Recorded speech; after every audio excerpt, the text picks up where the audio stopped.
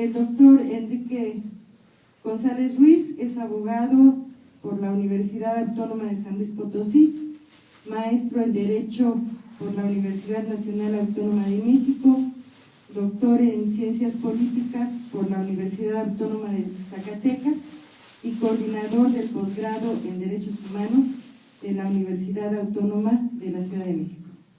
Muchas gracias, maestro doctor.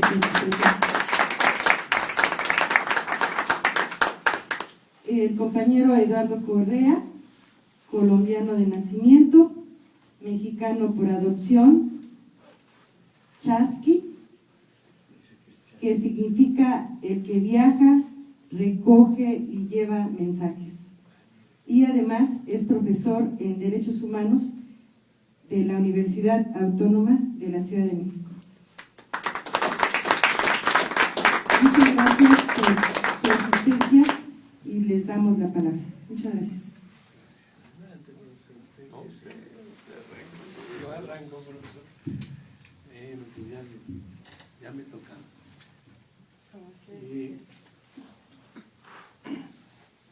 Estamos viendo un intento por terminar de desmontar lo que fueron las decisiones políticas fundamentales de la Constitución de 1917. Es decir, el pacto que mantuvo unidos a los mexicanos durante una larga temporada, un largo periodo histórico, y que se sustentó en 3 pilares ese pacto. El artículo 3, que garantiza la educación laica, pública, gratuita, todavía no lo han podido cambiar. El 27, que sí cambiaron en su parte agraria y que hoy intentan cambiar también en la parte que se refiere a la propiedad de la nación sobre los hidrocarburos, y el 123, que establece la bilateralidad en las relaciones laborales. Ese es el corazón del pacto que da origen y que sostuvo a la Constitución mexicana.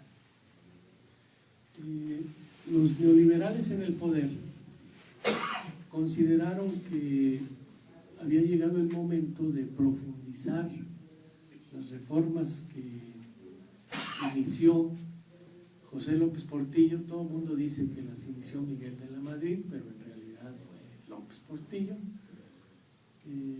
cuando firmó en diciembre, ahorita me acuerdo el año, la primera carta de intención con el Fondo Monetario Internacional y el Banco Mundial. En esa primera carta de intención se comprometió el gobierno de México a iniciar el proceso de desmantelamiento del proyecto histórico del Estado mexicano y a iniciar la aplicación de un nuevo modelo económico acorde con las reglas de la globalización imperial que apenas empezaba a manifestarse en aquel momento.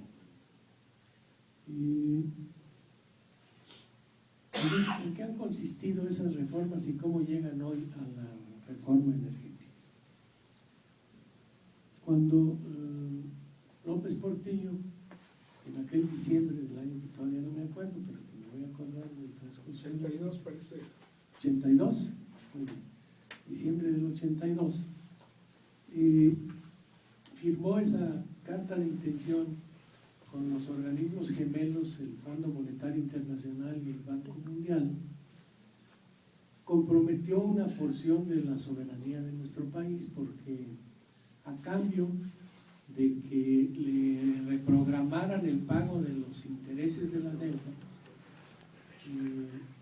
se comprometió a aplicar políticas que iniciaban esta fase neoliberal del Estado mexicano. Al ceder esos jirones de soberanía, después se firmaron otras cartas de intención, vinieron otros gobernantes y firmaron otras, y todo esto culminó en el Tratado Tratado de Libre Comercio. El Tratado de Libre Comercio fue la síntesis de todos esos compromisos que se fueron adquiriendo de manera parcial y gradual y que fueron incrementando la dependencia del Estado mexicano respecto de los poderes transnacionales. ¿De qué se trataba? El Estado mexicano había llegado a un punto en que sus finanzas quebraron y no pudo pagar lo que eufemísticamente se llama el servicio de la deuda. No le llaman los intereses porque se oye desagradable, le llaman el servicio de la deuda. Y no, la deuda, fíjense bien, no es que el Estado mexicano no pudiera pagar la deuda, de por sí nunca la va a poder pagar, la deuda externa. Los intereses de la deuda no los podía pagar en diciembre del 82. Y entonces el Banco Mundial y el Fondo Monetario Internacional le hicieron el favor al gobierno de reprogramar los pagos de la deuda, es decir, de darle más plazos para que pudiera abonar, pero a condición de que aplicara políticas que fueran reduciendo el gasto público y que permitieran al Estado tener recursos para servir la deuda, es decir, para abonar el pago de los intereses. Por eso empezaron a deshacerse de empresas públicas. ¿Se acuerdan ustedes, los que ya pintan canas aquí, que en este país hubo más de 1000 empresas del sector paraestatal, organismos descentralizados y fideicomisos públicos que cumplían diversas tareas de asistencia social o de prestación de servicios públicos? Pues todas esas ya desaparecieron. Solo quedó el núcleo duro de las empresas del Estado, que son las que hoy quiere entregar Peña Nieto.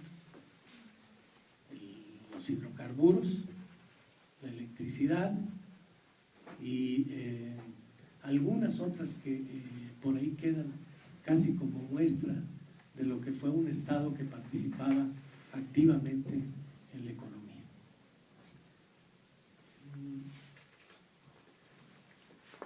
Primero hubo operadores de diverso tipo, operadores un poco lentos y un poco torpes como Miguel de la Madrid, que apenas empezó la tarea de ir privatizando, vendiendo algunas empresas del sector público. Fox, muy torpe también para este tipo de cosas. Y otros muy eficientes como Salinas de Gortari. ¿Se acuerdan? La gran agilidad que tenía para desincorporar, le llamaban, entonces no le llamaban vender ni privatizar. En el lenguaje neoliberal se usan palabras tersas, cuidadas, para disfrazar las cosas. Hoy dicen que no van a privatizar Pemex, nomás se lo van a entregar a los privados. Esa es más o menos una técnica que utilizan y que les recomienda el Banco Mundial. Es decir, tengan cuidado, no hablen de cosas feas como privatizar. Hablen de modernizar, hablen de poner al día el funcionamiento de las empresas, hablen de hacer participar a la sociedad en las tareas de sostenimiento del servicio público. No hablen de cosas que resulten desagradables ni fuertes para la opinión pública para que no reaccione. Entonces fueron entregando a particulares grandes masas de riqueza pública, riqueza que el Estado mexicano había atesorado a nombre de la nación y que eran de todos nosotros. El caso más conocido, el más visible de todos, pues lo tenemos muy presente, se llama Carlos Slim, se llama Teléfonos de México. Le entregaron el mejor negocio del planeta cuando empezaba incluso a despegar la internet. O sea, cuando el Estado debía haber tenido el control de esa actividad fundamental, la entregaron a los particulares. Pero no fue lo único. Primero, otra vez la memoria de los viejos va a estar presente. Al principio no decían que eran empresas con buenos números, decían que estaban en quiebra, que no se valía que el Estado mexicano estuviera sosteniendo aquella empresa de Altos Hornos de México si tenía números rojos. ¿Cómo iba el Estado a sacar recursos de la bolsa, de los contribuyentes, para sostener una empresa en quiebra? Ese fue el argumento que utilizaba Salinas, recuérdenlo, para que lo tengan presente. Poco a poco fueron perdiendo la vergüenza y fueron diciendo, no, se trata de privatizar todo, todo, y cuando digo todo, hablo de todo. El proceso entonces se fue extendiendo, pero no lograban penetrar en sectores estratégicos de la vida del país. Pemex siempre ha sido para nosotros un símbolo, no es solamente un tema de carácter económico, es también un símbolo de independencia y de soberanía nacional. Y otro sector que les preocupa sobremanera es el sector de la educación, porque cuando quisieron entrarle ahí recibieron duros golpes de la sociedad. Acuérdense de la huelga más larga de la historia de este país en una institución educativa, la huelga de la UNAM de 1999-2000, cuando esos muchachos insurrectos y plebeyos pararon la más grande casa de estudios para mantenerla gratuita. En la UNAM todavía se pagan 20 centavos de inscripción, no han podido privatizar, para el dolor del Banco Mundial y del Fondo Monetario Internacional, porque es como es posible que todavía haya una institución que cobre 20 centavos en ese país, si ya en todos lados está privatizada la educación. Está privatizada en Chile, está privatizada en todo lo largo de América Latina y por supuesto en el llamado primer mundo. Entonces no pudieron, con todo y la fuerza del sistema mundo, global que han impuesto, no pudieron avanzar en esos sectores. Y Peña Nieto, luego de haber comprado a billetazos la presidencia de la República, te decía hace ratito a Francisco, nos hicieron un fraude nuevo. Mientras nosotros estábamos esperando que iban a comprar los votos con sus camionzotes en los que llevaban los costales de cal y de cemento y las láminas para darles a la gente para sus techos y eso, pues ellos salieron con la electrónica, con la efectiva, y nosotros en Bavia porque no habíamos visto eso, no conocíamos esta forma cibernética de fraude, de manera que cuando se impone a billetazos Peña Nieto, el sistema piensan que ha llegado el momento de entrar a fondo en las llamadas reformas estructurales. Llegó el momento. Y fíjense que le va bien al inicio a Peña Nieto, le va muy bien. Luego de sacar la reforma laboral, la mismita de Salinas de Gortari, otra vez acuérdense los viejos. Ya la había propuesto Salinas de Gortari, la reforma laboral. ¿En qué consiste la reforma laboral? Pues en el despido fácil. Que los patrones puedan deshacerse fácilmente de los trabajadores, incluso por teléfono, por internet, decirles, ¿sabes qué, Enriquito? Ya no eres trabajador de la UACJ. Tranquilamente, sin ninguna mayor complicación, sin tener que andar cubriendo formas de notificarle al trabajador y cosas como esas medio molestas y latosas que luego andan haciendo valer los trabajadores en los tribunales. Y aprobó también, de pasada, lo que es, con esta reforma laboral de Peña Nieto, aprobó el fraude en la contratación de trabajadores que se llama outsourcing. Las grandes empresas transnacionales tienen patrones, tienen trabajadores en todo el mundo. Ustedes saben que Walmart tiene más trabajadores que, por ejemplo, el estado de Haití. Es un estado que forma parte de la ONU. Bueno, pues Walmart tiene más trabajadores, muchos más trabajadores que el estado haitiano. Y yo no sé si que el de Guatemala y que el de muchos otros. Pero a Walmart no le gusta tener trabajadores. Y entonces Walmart le dice a Patito, Sociedad Anónima, contrátame a las gentes que van a ser mis almacenistas. Y ni tardos ni perezosos se forma una sociedad que se llama Patito Sociedad Anónima, que contrata a los almacenistas de Walmart. Eso se llama outsourcing. Y obviamente es una mentira. Si ustedes ven, pues, el patrón se oculta. El patrón no le gusta ser patrón, entonces simula que existe un intermediario que él mismo ha propiciado. Pues eso ya está en la ley mexicana, se llama outsourcing. Ya está ahí. Le fue bien al Peña Nieto, lo aprobaron entusiastas los diputados y los senadores de este país. Luego hizo una reforma en materia de telecomunicaciones. Se le andaban peleando sus prohombres.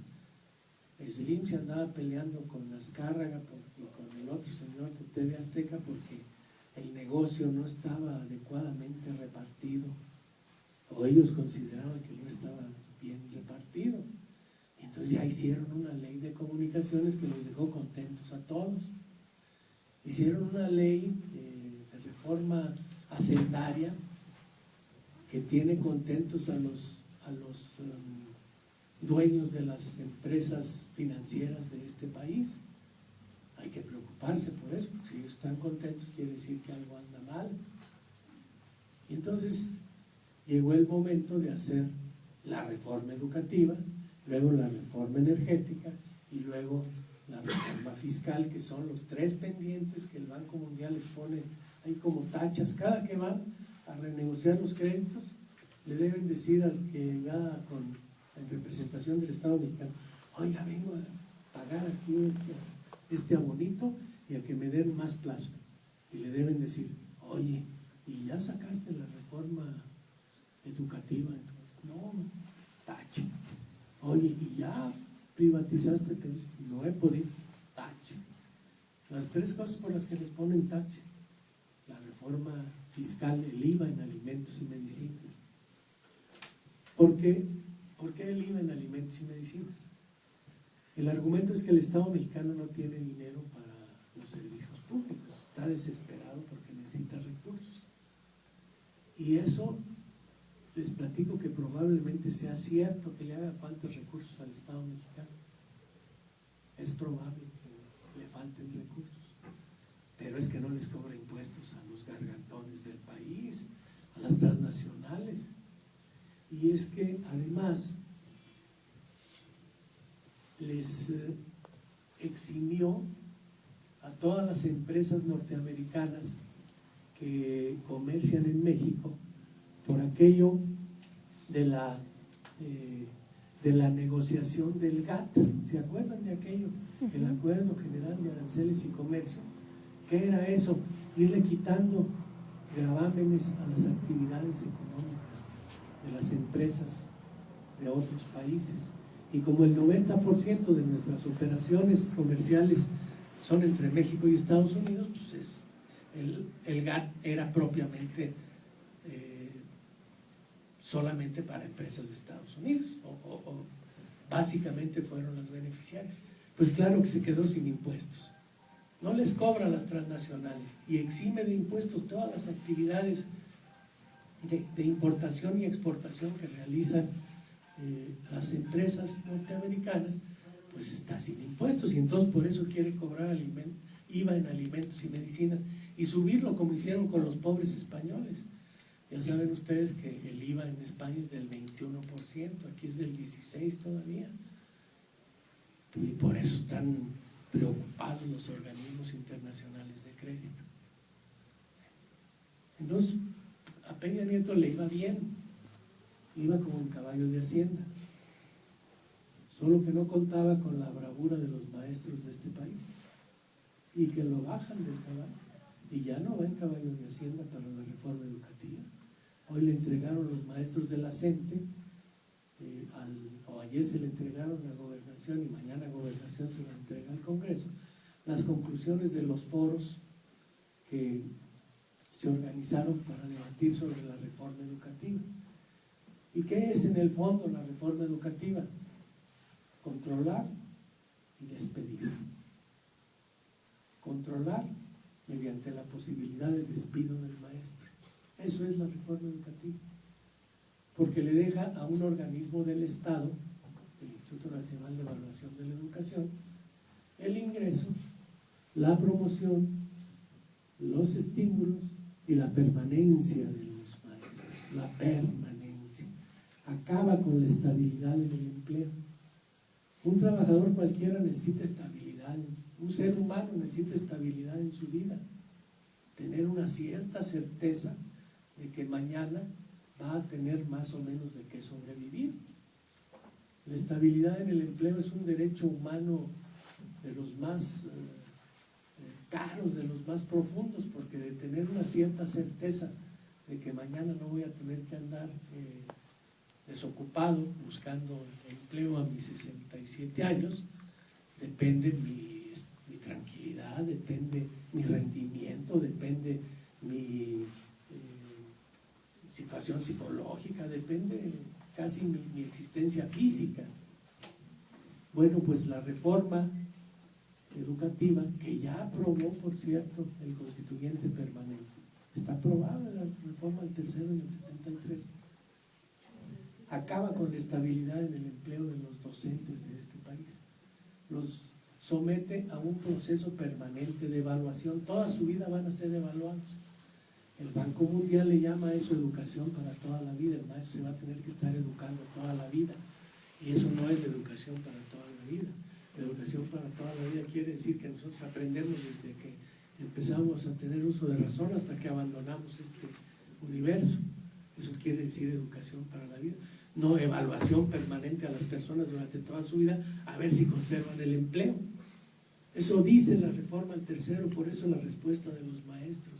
No les extrañe que haya sido tan notoria, tan fuerte en algunos puntos del país, y que incluso en algunos sectores tradicionalmente charros, tradicionalmente dejados, tradicionalmente sometidos, haya inconformidad, haya intranquilidad.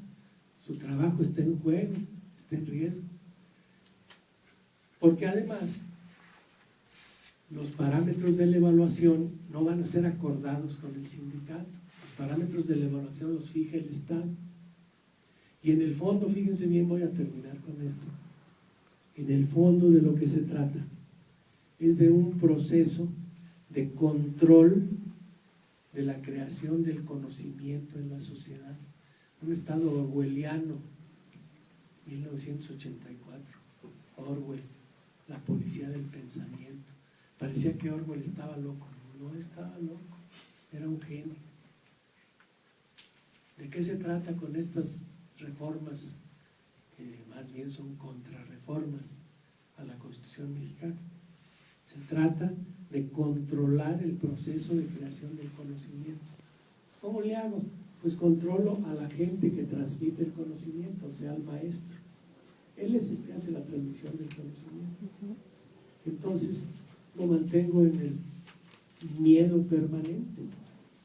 Vivirá toda su vida con el miedo de que yo le quite el trabajo, porque yo lo voy a evaluar. Yo voy a decir qué debe saber el profesor. Si no lo sabe, pobrecito. Y lo voy a exhibir. Mira, este profesor sacó 6 o sacó 0. Es un inútil, es un bueno para nada. Está echando a perder a los niños de este país. Entonces, claro, ese profesor con miedo es un profesor obediente. Y luego el profesor va a ser evaluado por el resultado de sus alumnos. Si sus alumnos no saben lo que yo digo que deben saber, ese profesor no va a seguir en el puesto. Perverso proceso de creación del conocimiento, porque el maestro, lo único que le va a interesar en la vida es que el muchachito sepa responder lo que quiere el Instituto Nacional de Evaluación. No le va a interesar otra cosa. Enseñarle valores emancipatorios, libertarios, soberanos. ¿Eso para qué? Tiene que pasar la prueba PISA o enlace o como se llame, porque si no, de eso depende mi permanencia en el empleo. Así que cuando venga, diré para concluir, esta propuesta de reforma al sector energético, pues va a ser una propuesta de las mismas características de lo que hicieron cuando desincorporaron riqueza pública para entregársela a Slim. Ahora van a desincorporar otra porción de riqueza pública para entregársela a las transnacionales del petróleo, que son las dueñas del mundo, son las que mandan en el planeta. Ojalá y nosotros tengamos la bravura de los maestros de México para enfrentar esa contrarreforma. Gracias por la invitación.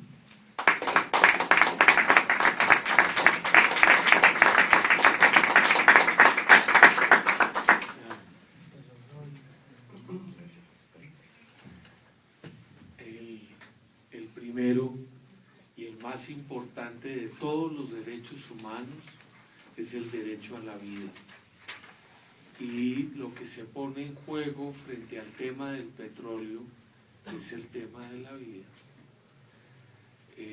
Si los Estados Unidos fueron a hacerle una guerra a Irak, al otro lado del mundo, imagínense si no le han hecho una guerra ya a México, que la tienen ahí pegada para poderse quedar con el petróleo mexicano.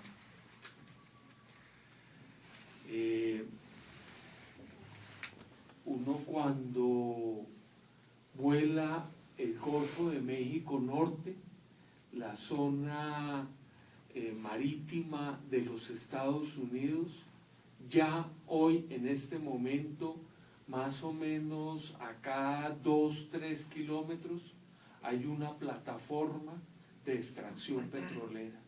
Es decir, toda la zona que va de la Florida al frente de Texas, toda la zona de Alabama, de Georgia, está llena de plataformas de extracción petrolera. Hay quienes dicen que los popotes van bien abajo y volteados hacia el territorio mexicano para comenzar a extraer el petróleo desde ya.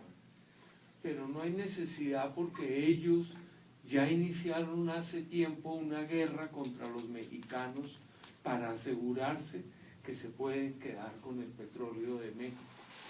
Y lo hacen a costa de la vida de los mexicanos, que es el derecho más sagrado de todos. Y eso es lo primero que se está violentando. En Irak, la guerra de Irak, dice que para el día de hoy hay aproximadamente 120,000 civiles asesinados. En México, el gobierno de Calderón reconoció 80,000 asesinatos violentos durante su periodo. Algunas organizaciones no gubernamentales llegaron a contabilizar los 120,000 equivalentes a los de Irak, pero la revista Z llegó a contabilizar 205,000 asesinatos en el territorio mexicano durante el gobierno de Calderón, y el proceso de violencia continúa. Lo único es que se trajeron para acá al mejor policía del mundo. ¿Cómo es que se llama? Oscar Naranjo. Oscar Naranjo se lo trajeron para acá. Y Naranjo lo que aprendió en Colombia es que no se dice nada, hay que silenciar los noticieros. Entonces uno escucha en los noticieros en Colombia que ya hemos vivido una guerra muy parecida a la que se está planteando para México, con el cuento de la guerra contra las drogas, que ni siquiera es eso, sino es una guerra contra la cocaína, es una guerra muy específica, pero tampoco es eso. Es una guerra para poder justificar toda la penetración de carácter imperial y poder robar, saquear, desposeer, hacer despojo de los dueños de esas propiedades que somos nosotros los latinoamericanos. En el caso colombiano, la guerra significó el desplazamiento de 4 a 6 millones de habitantes de las zonas rurales. Y lo curioso del caso es que cuando termina el periodo de la guerra y comienza la supuesta pacificación, cosa que no ha ocurrido, se dice Colombia ya entró en un proceso de paz, ya entró en un proceso de disminución de violencia. Eso es mentira, eso fue parte del arte que desarrolló el mejor policía del mundo, es aprender a mentir en la publicidad que se hace, y eso es parte de lo que se está implantando con el gobierno de Peña Nieto, venir a decir que esa gran violencia que se vivió durante el periodo de Calderón ya no existe más. Los noticieros en Colombia dicen: nosotros estamos por la paz, nosotros no transmitimos violencia, nosotros no estamos con la violencia, nosotros estamos por la paz. Es decir, no contamos lo que pasa y no hay violencia en Colombia. La gente decía: es que, Eduardo, no se podía salir a las carreteras de Colombia, era una situación verdaderamente terrible, verdaderamente espantosa, no se podía uno asomar a ninguna parte. Hoy ya podemos ir a todos los lugares. Falso, la violencia sigue. ¿Cómo se entera uno de que la violencia sigue? Porque un día la Cruz Roja reclama que los bancos de sangre están vacíos, que se necesita que los colombianos donemos más sangre porque no hay suficiente sangre para los hospitales, para los heridos. Y entonces le pregunta el locutor: oiga, ¿y es que en Colombia la gente hace menos donación de sangre que en otros países del mundo? Y le dicen: no, en promedio se hace la misma donación que en cualquier otra parte del mundo, pero no alcanza porque este país es mucho más violento que cualquier otro en el resto del mundo. Entonces se entera uno que la violencia no ha disminuido, pero de una manera muy indirecta. Lo mismo está pasando en México en este momento. Yo digo que no es globalización lo que estamos viviendo, sino abiertamente una condición imperialista. Nosotros, los de canas, los viejos, escuchamos esa historia de que ahí viene el imperialismo, y no sabíamos a ciencia cierta qué era eso, y entonces llegó el imperialismo y ahora nos agarraron con los bolsillos vacíos, sin poder, sin organización, sin podernos defender. El imperialismo es ese asocio del capital financiero con el capital industrial, pero donde hay un predominio absoluto del capital financiero. Y se trata de exportar ese capital financiero en búsqueda de materia prima, en búsqueda de mercados y en búsqueda de fuerza de trabajo barata. Y eso es las condiciones que ha venido a imponer el Banco Mundial al resto de los países del mundo, y en este caso a México, para poder lograr sus objetivos de acumulación de capital a como dé lugar. Si esto hay que lograrlo a través de las armas, a través de la guerra, pues con guerra nos tocará. Y en situación de crisis económica como la que vive el mundo hoy, los países desarrollados, pero también los países en vías de desarrollo, es mentira que todo el mundo esté mirando a los BRICS con gran crecimiento. Si la economía en general tiende hacia un proceso de estancamiento, también los países que en algún momento lograron abrirse pequeños resquicios de espacio van a entrar necesariamente en un proceso de recesión, porque el nivel de relación, de articulación entre todos los procesos productivos está íntimamente ligado, y si no se vende aquí, si no se produce allá, esa caída afecta a toda la economía, a todos, menos a los banqueros. Pareciera que los banqueros hacen alguna clase de magia, porque ellos siguen extrayendo dinero a como dé lugar y se inventan las fórmulas que sean. en el caso colombiano, cuando se volteó a mirar esos 4 o 6 millones de personas que fueron desplazados, es el mayor desplazamiento que se ha producido en Occidente durante el siglo XX, siglo XXI. Resulta que allí debajo había minas de carbón, minas de oro, minas de plata, petróleo, pero como había gente, pues había que sacar la gente de ahí. O había zonas donde se podría sembrar palma africana de manera extensiva e intensiva, que es el petróleo biológico del futuro. Y entonces sacaron a la gente a la brava, sacaron a la gente de manera absolutamente violenta, porque había que apropiarse de esos territorios, a las buenas o a las malas. Y eso es para poder imponer la minería a cielo abierto, que es lo que está ocurriendo con el carbón, que es lo que está ocurriendo con la minería de plata aquí en México, donde en estos últimos 10 años, 12 años, México ha sacado más plata de la que se sacó durante toda la colonia. Eso es absolutamente increíble que esté pasando una cosa de estas, y por supuesto, para poder lograr que se pueda sacar esa plata donde se rompen las montañas por completo y se destruyen todas las fuentes de agua hasta lo último y se envenenan esas fuentes de agua, pues hay que sacar a la gente de las poblaciones, a las buenas o a las malas.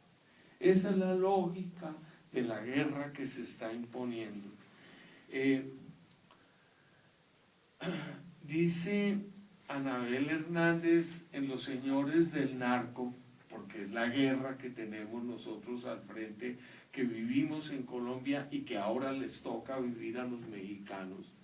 Dice que el Chapo Guzmán era un señor absolutamente desconectado, que ya había acumulado alguna riqueza, pero no era el más importante de los controladores del narco cuando estuvo encarcelado. A él lo encontraron, le echaron la culpa del asesinato del arzobispo Posadas de Guadalajara, lo agarraron en Guatemala, se lo trajeron para acá, lo encarcelaron y él logró sobrevivir en muy buenas condiciones, no tan buenas como las de Pablo Escobar en Colombia, pero sí digamos que en muy buenas condiciones en las distintas cárceles por las que fue pasando, las 2 cárceles por las que pasó. Pero lo interesante del asunto es que de manera idéntica a Osiel Cárdenas Guillén, al otro lado, el otro gran cartel, el cartel del Golfo, se hicieron poderosos en la cárcel. Y eso es algo absolutamente increíble.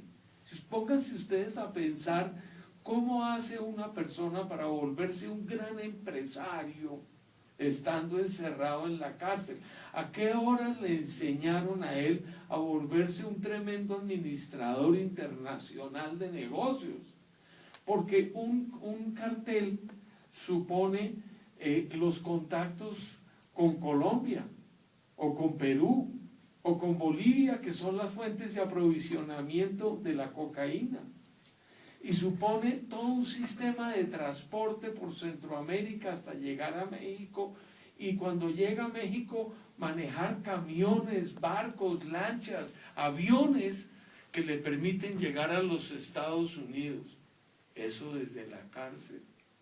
Y tiene que tener después unos contactos absolutamente magistrales con la policía, con el ejército, con los políticos, para poder operar y funcionar con relativa tranquilidad. Y tiene que tener contactos con la prensa para que su imagen sea de cierto estilo, o bien una figura peligrosa, o bien una figura con capacidad de negociación, para que así mismo pueda ser presentado en sociedad. Ese señor es un hombre con una capacidad de relación pública que le daría envidia al señor Carlos Slim. ¿Me entiende? Y ¿cómo es posible que los dos empresarios más importantes de México en los últimos años, Osiel Cárdenas Guillén y el Chapo Guzmán, se hayan formado en ese nivel de liderazgo dentro de la cárcel? Osiel Cárdenas Guillén era un mecánico, y es más fácil explicarlo en el caso del Golfo, porque además me va a permitir entrar con el otro grupo que se ha tomado la posesión militar del territorio mexicano, que son los Zetas, y que vale la pena ver el lugar que están ocupando y cuál es la función político-militar que están llevando a cabo dentro de México. Osiel Cárdenas era un mecánico, un aprendiz de mecánico, cuando se enamoró por primera vez. Y la novia le dijo: no, papá, yo contigo lleno de grasa, para que me lleves allá camita engrasada, no voy contigo a ninguna parte. O tú me sacas un apartamento decente, o yo no me voy contigo. Entonces el hombre se independiza y pone su propio taller en Reynosa, Tamaulipas, ahí fronterita con McAllen, y pone su propio taller. No logra llevar a la novia para allá porque mucha grasa y esa cosa ahí no sirve. Pero resulta que los gringos cruzan, o los mexicanos que viven al otro lado de la frontera, cruzan porque los arreglos de los coches son muchísimo más baratos aquí que al otro ladito de la frontera, y comienzan a decirle: oye, ¿y no tienes marihuana?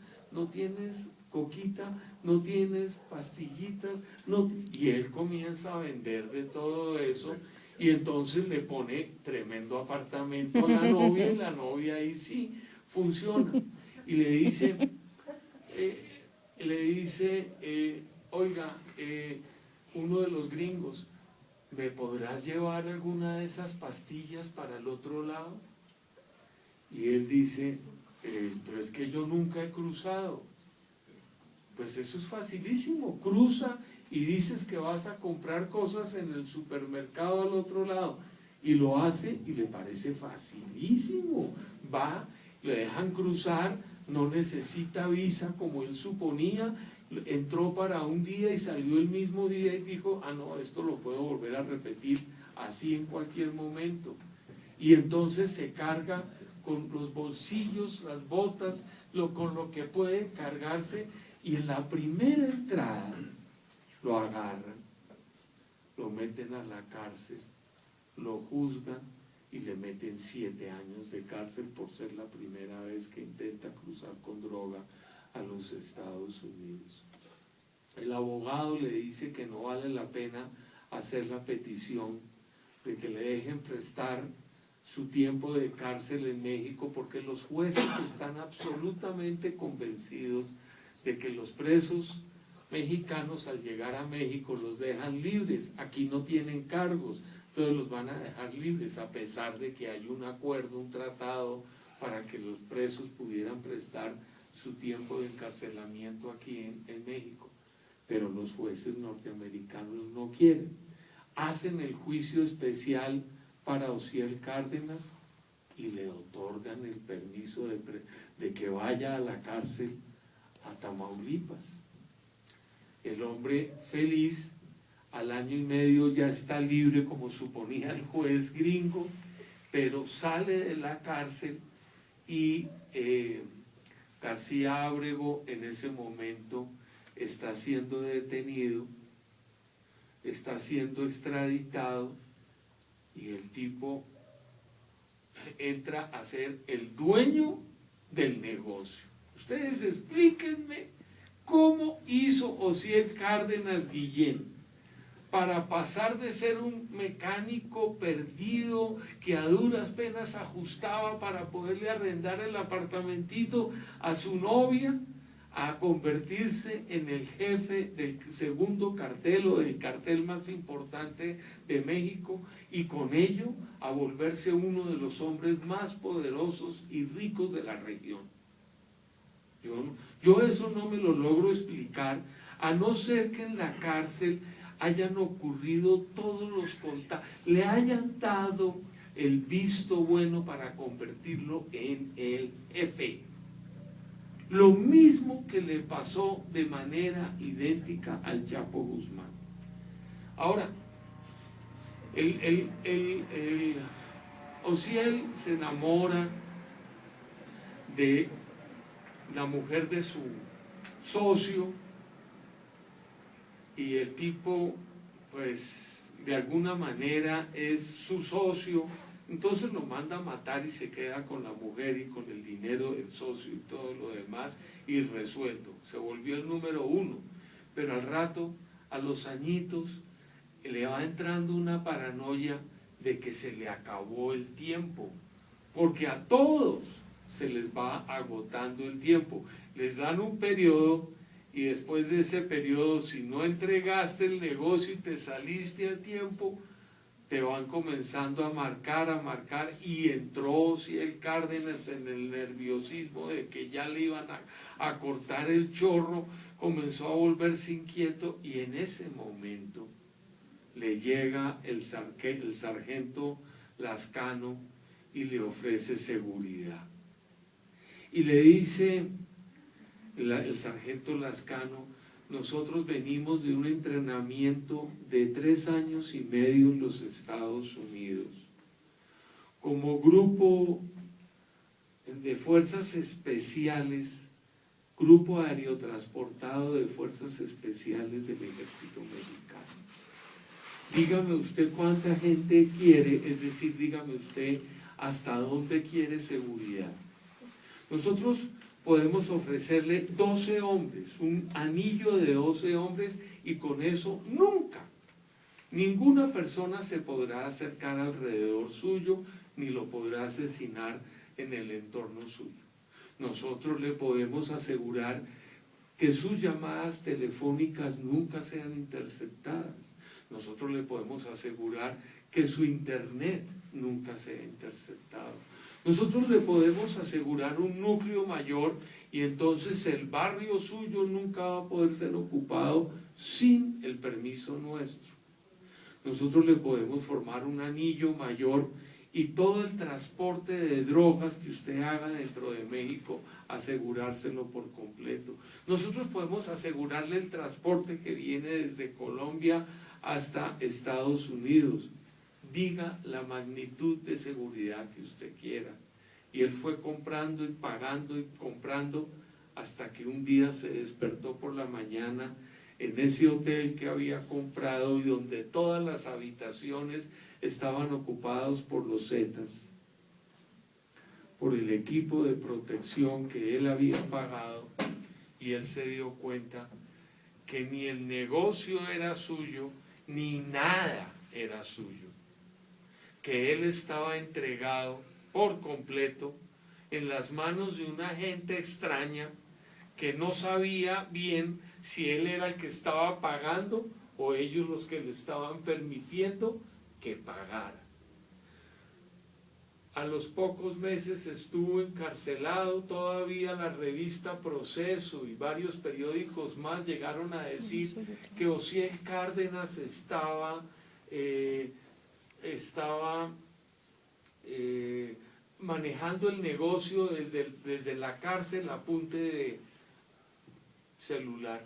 Qué mentira más grande. El tipo ya estaba agarrado, ya lo tenían preso, ya lo estaban extraditando, lo extraditaron, el tipo ya no manejaba nada. El negocio quedó por completo en manos de los Zetas, que traían un proyecto político militar de expansión territorial absoluto.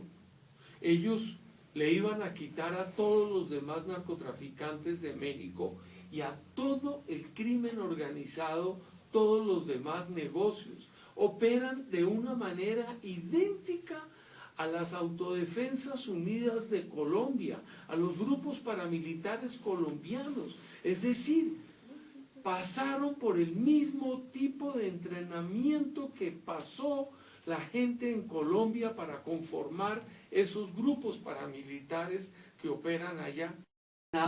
con un mismo objetivo, con un mismo proyecto, con una misma lógica, por el mismo imperio. Esa es la pregunta de los 54 millones de dólares, pero esa es la cosa que nos toca pensar.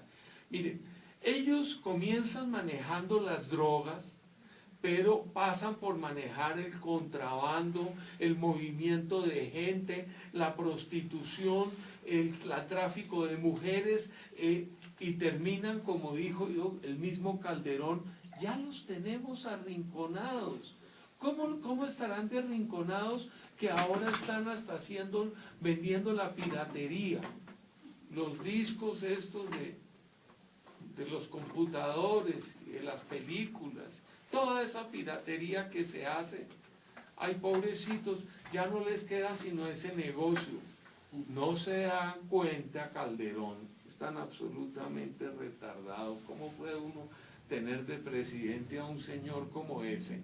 Que no se da cuenta que es al revés, que los tipos fueron expandiéndose en absolutamente todos los negocios del crimen organizado, por una razón militar absolutamente elemental. Y es que en la zona donde opera el grupo paramilitar no puede haber otro grupo en armas. Solamente ellos deben de tener las armas. Y entonces cualquiera otro que opere con armas se vuelve un grupo potencialmente antagónico. No hay negocio del crimen organizado que termina siendo hasta el de la ropita vieja, que no lo manejen los Zetas hoy en todo el territorio donde ellos se ubican. Y están operando para el Pentágono. A ellos les llegan las armas de Rápido Furioso, de los operativos Rápido Furioso. Entonces, uno dice, primero, ellos fueron los que mataron a los agentes norteamericanos en San Luis Potosí. Entonces fueron a ellos a los que les llegó, el armamento.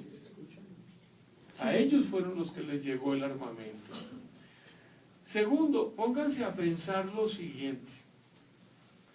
Ellos llegaron a manejar la totalidad del coyotaje que cruzaba por México. Es decir, del movimiento de gente que sale de México y que cruza de Centroamérica hacia los Estados Unidos, en plan de cruzar a las buenas o a las malas la frontera.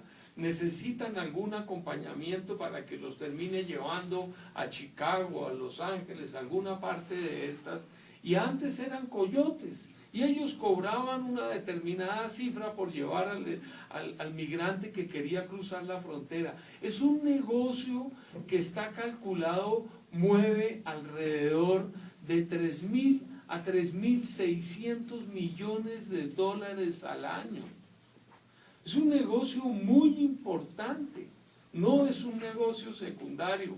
Entonces explíquenme ustedes, ¿por qué si los Zetas están manejando ese negocio, de un momento para otro ellos comienzan a asesinar a todos los migrantes que vienen de Centroamérica cruzando México? ¿Por qué? Si es un negocio para ellos manejar esa gente, mover esa gente. Solamente que les hubieran dado una orden militar por parte de quien los entrenó para que acaben con ese negocio en el momento en que se está palabreando y conversando en el Congreso de los Estados Unidos una modificación de ley para los migrantes en los Estados Unidos. Es decir, Obama le tiene que prometer y jurar y rejurar al Congreso de los Estados Unidos, a la Cámara Alta y Baja, que no van a cruzar más migrantes por la frontera México-estadounidense. Y la única manera es asegurar que la gente tenga pánico de cruzar por el territorio mexicano. 18.000 a 20.000 migrantes desaparecidos en el territorio mexicano a manos de los Zetas. Eso es una destrucción total de su propio negocio. Yo eso no lo puedo explicar, sino solamente sí y solamente sí ellos están cumpliendo una orden militar por parte de la gente que los entrenó, del Pentágono. Ellos fueron entrenados en Fort Bragg, Carolina del Norte, y en la Escuela de las Américas en Atlanta.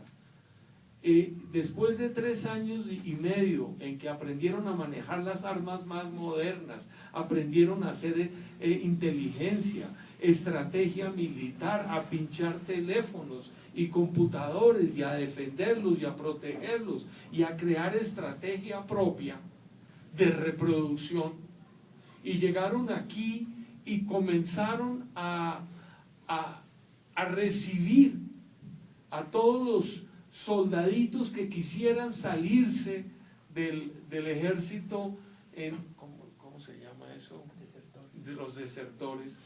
Dice el general Gallardo que durante los gobiernos panistas se produjo una deserción de cerca de 200.000 militares. Óigame, eso es un ejército completo, y el que deserta sabe que puede ser muy duramente juzgado, que puede pasar muchos años en la cárcel, e incluso en condición de guerra como la que se está viviendo en México hoy, pueden llegar a ser fusilados por la deserción. Entonces, si uno se deserta es porque uno tiene seguridad de que va a montarse en un negocio mucho más organizado que en el que está. Y eso es lo que ofrecieron los Zetas. Ahora, los Zetas, si ustedes se dan cuenta, ha disminuido la confrontación, o por lo menos la noticia de la confrontación con el grupo de la Federación. Esos son muchos grupos, ¿cierto? Son muchos grupos. Ahí están los Valencia, están los templarios, los señores de un lado y del otro. Ahí hay muchos grupos en el lado del Pacífico, pero en el fondo son la Federación. En el fondo es el grupo del Pacífico versus el grupo del Golfo. El grupo del Golfo siempre fue mucho más débil militarmente que el grupo del Pacífico, que fue mucho más viejo, mucho más antiguo. Ellos tienen más de 100 años de estar operando en la zona de Sinaloa, particularmente en Badiraguato. Allí se sembró toda la amapola que era necesaria para los soldados de la Primera, la Segunda Guerra Mundial, Vietnam. Para los chinos que emigraron de Estados Unidos y se vinieron a esconder aquí a México y ya estaban habituados al consumo del opio, entonces conseguían la amapola aquí en Sinaloa, y eso estaba escondido ahí en las montañas, y entonces siempre ha habido tráfico de droga allí. Fue quizás el primero de los estados, ahí junto con Durango y después Zacatecas, pero hoy creo que tal vez solamente el estado de Yucatán no tiene fama de estar involucrado tan intensamente en el tráfico de drogas como el resto de los estados. Ya no hay ningún estado en los Estados Unidos mexicanos que no esté metido con el tráfico de drogas. Ya todos los estados están involucrados en mayor o menor proporción, y por lo tanto la guerra está en todos lados. Nos dice Anabel Hernández, que tuvimos tiempo de platicar con ella en días pasados, nos dice ella al grupo de estudiantes que está pensando, meditando sobre el tema del narcotráfico, que se ha disminuido la violencia de grupo, de colectivos, que no se está viendo esta forma de violencia de ejecuciones, no vemos los cuerpos colgantes en los puentes, no vemos los descabezados que se estuvieron viendo a cada rato durante el periodo de Calderón. Es otra condición, y sin embargo dice ella una cosa terrible y peor. Dice: no se está anunciando la nueva forma de violencia que está ocurriendo ahora, y es que entran a las casas de la gente y hacen unos robos, unos saqueos con una violencia total. Terminan embarrando de popó todas las paredes, hay violación a todas las mujeres adentro de las casas, y esto está ocurriendo en todas las grandes ciudades de México. Y no están contando eso, dice Anabel Hernández, no lo están diciendo, la prensa está guardando silencio frente a eso. ¿Por qué están generando una situación de tal magnitud de horror, de terror en la vida de lo más individual, de lo más cercano, de lo más íntimo de nosotros? Porque es la condición del despojo. Nadie se va a dejar robar tan impunemente. Los mexicanos no se van a dejar robar con los brazos cruzados. Entonces lo que hacen es plantearle una guerra oculta, una guerra secreta, una guerra terrible, una guerra que ha permitido que hoy haya más militares en México que nunca antes de los Estados Unidos aquí operando, que haya más mercenarios de los que nunca hubo en el territorio mexicano, salvo en 1847 durante el periodo directamente de la invasión, pero en ningún otro periodo México tuvo tanta inteligencia metida como la que tiene ahora. Está el FBI, está la DEA, está la CIA, está la DIA, está los agentes del Tesoro, están todas las agencias que ellos se han inventado para controlar las supuestas drogas, aquí metidos haciendo inteligencia, y lo que es peor, el PAN les compró toda la tecnología para poder hacer el espionaje, llamada por llamada, teléfono por teléfono, computador por computador, cuando quieran, porque uno marca bomba, violencia, terror, e inmediatamente ¡bum!, lo suben en la computadora mayor, que la tienen ahí puesta al lado de la embajada, en el edificio al lado de la embajada, aquí en Reforma, una supercomputadora que chupa toda la información gracias a la tecnología que instaló el PAN en todo el país para servir a estos señores. Entonces la guerra está planteada para México. ¿Qué pasa con la entrega del petróleo mexicano y los derechos humanos?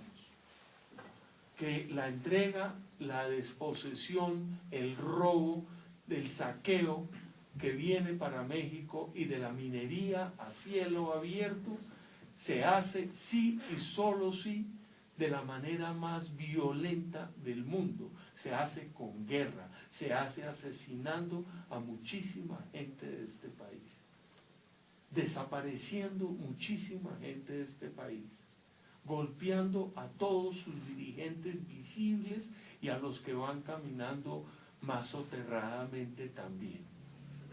Eso es el panorama que tenemos por delante en términos de derechos humanos, para que ellos, en su desespero por apropiar materias primas, puedan conseguirlas, a las buenas o a las malas.